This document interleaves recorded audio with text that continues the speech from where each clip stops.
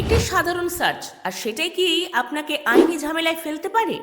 শুনতে অবাক লাগলেও আজকের ডিজিটাল ভারতে এই প্রশ্নটা আর কল্পনার বিষয় নয়, এটাই বাস্তব। আমরা প্রতিদিন ইন্টারনেট ব্যবহার করি, পড়াশুনো, কাজ, খবর, বিনোদন সবকিছুর জন্যই গুগল আমাদের প্রথম ঠিকানা।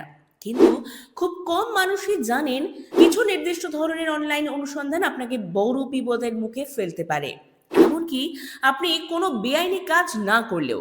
ভারতের আইটি আইন, আইপিসি এবং ইউএপি এর মতো কঠোর আইন অনলাইন কার্যকলাপের উপর নজর রাখে। অনেক ক্ষেত্রে শুধু ভুল বা সংবেদনশীল তথ্য অনুসন্ধান করাও সন্দেহের কারণ হয়ে উঠতে পারে। বিশেষ করে সন্ত্রাসী সংগঠন সংক্রান্ত বিষয়, তাদের নাম প্রচার, নিয়োগ পদ্ধতি বা আদর্শ নিয়ে অনুসন্ধান করা অত্যন্ত বিপজ্জনক। আপনি কৌতূহলবশত খুঁজলেও তদন্তকারী সংস্থার কাছে সেটি ভিন্নভাবে ধরা পড়তে পারে। এমন পরিস্থিতিতে ইউএপি এর মতো গুরুতর আইন প্রয়োগ হওয়ার নজিরও রয়েছে।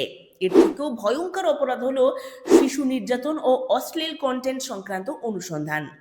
কোনো ভিডিও, ছবি বা ওয়েবসাইট ইচ্ছাকৃত হোক বা অনিচ্ছাকৃত, এই ধরনের বিষয়ের সঙ্গে জড়িয়ে পড়লে ভারতে কোনো রকম ছাড় নেই।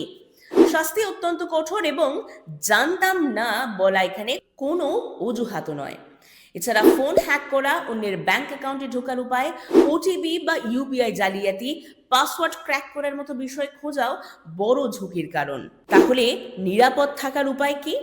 ইন্টারনেট ব্যবহার করুন শিক্ষা ও সঠিক তথ্যের জন্য। গবেষণা করার সময় নির্ভরযোগ্য এবং স্বীকৃত উৎসের মধ্যেই সীমাবদ্ধ থাকুন। যদি ভুল করে কোনো বেআইনি বা সন্দেহজনক বিষয় চোখে পড়ে, তাহলে তা এড়িয়ে চলুন এবং প্রয়োজনে রিপোর্ট করুন। সবচেয়ে গুরুত্বপূর্ণ, ভাইরাল ক্লিকবেট বা চটকদার শিরোনামের ফাঁদে পা দেবেন না। মনে রাখবেন, ইন্টারনেট যেমন শক্তিশালী একটি হাতিয়ার, তেমনি অসতর্ক হলে তা বড় বিপদের কারণ হতে পারে।